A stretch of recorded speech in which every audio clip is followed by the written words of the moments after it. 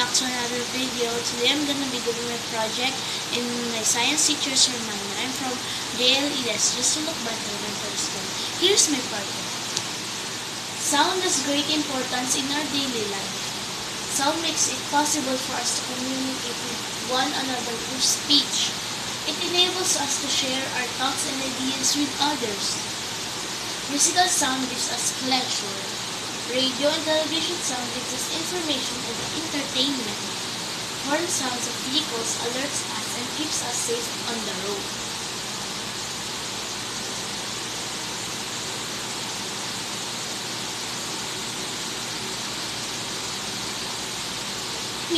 Pitch, a measure of how high or low a sound is.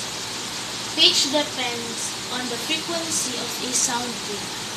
For example, low pitch, low frequency, longer wavelength. High pitch, high frequency, shorter wavelength.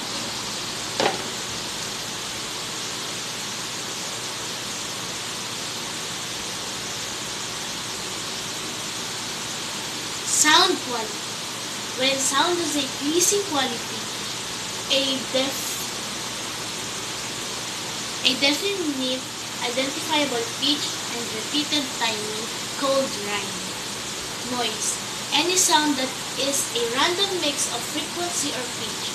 Examples include chalk on the chalkboard, jackhammer, baby cry. Acoustic. The science of sound. Scientists in this area design perfect concert halls and auditoriums. Each instrument has its own sound quality or timbre.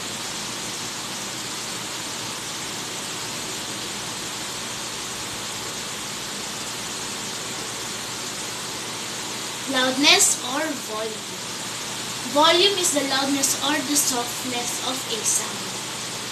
Loud sound uses a lot of energy. Soft sounds use a little energy.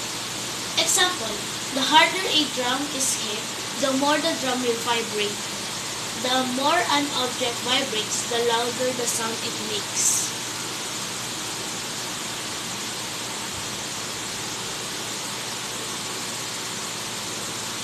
People communicating.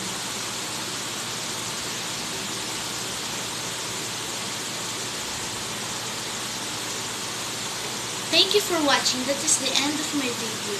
This is for my project, my science teacher's reminder. Bye!